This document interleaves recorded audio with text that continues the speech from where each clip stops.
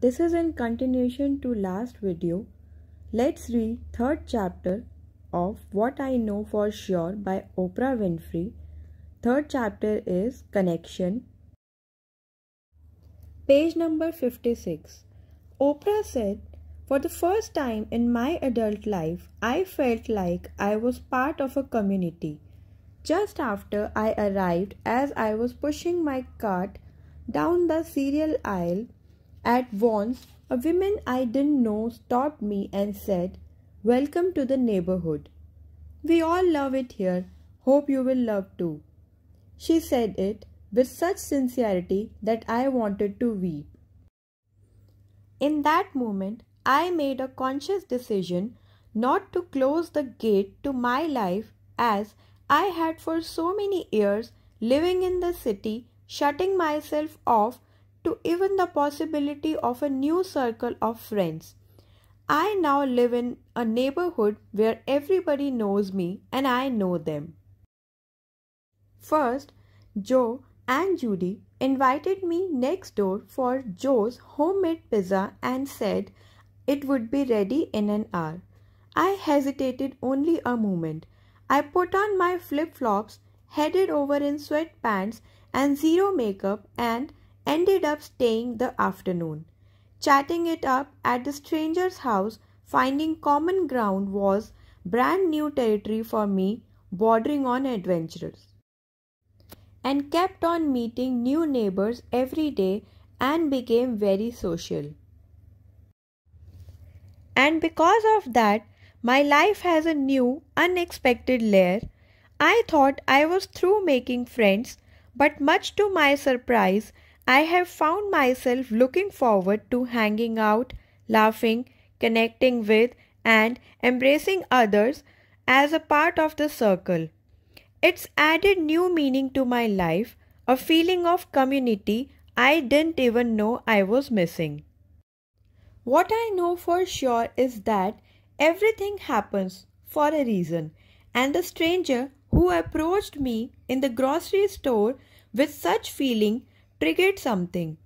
The possibility that I could make new neighborhood a real home and not just a place to live.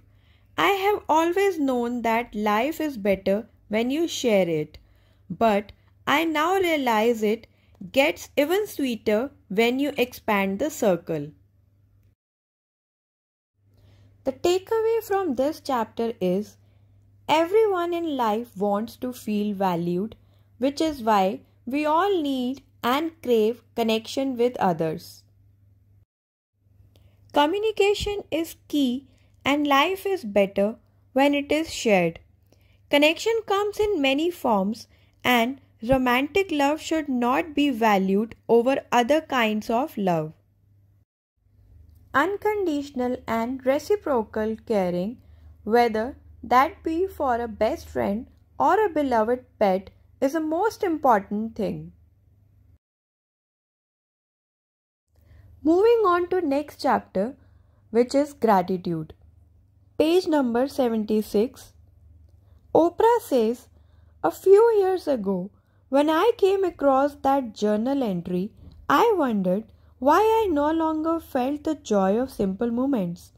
Since 1996, I had accumulated more wealth, more responsibility, more possessions. Everything, it seemed, had grown exponentially except my happiness. How had I, with all my options and opportunities, become one of those people who never have time to feel delight? I was stretched in so many directions, I was not feeling much of anything, too busy doing. But the truth is, I was busy in 1996 too. I just made gratitude a daily priority. I went through the day looking for things to be grateful for, and something always showed up. Sometimes we get so focused on the difficulty of our climb that we lose sight of being grateful for simply having a mountain to climb. I know for sure that appreciating whatever shows up for you in life changes your whole world. You radiate and generate more goodness for yourself when you are aware of all you have and not focusing on your have not. I know for sure if you make time for a little gratitude every day, you will be amazed by results. Oprah has kept a gratitude journal on and off throughout her life and encourages readers to do the same. Takeaway from this chapter is gratitude gets happiness and positive energy. Active gratitude practice can include saying thank you even in difficult moments, giving to others, appreciating little things, and learning to be loving and grateful for one's body or one's age.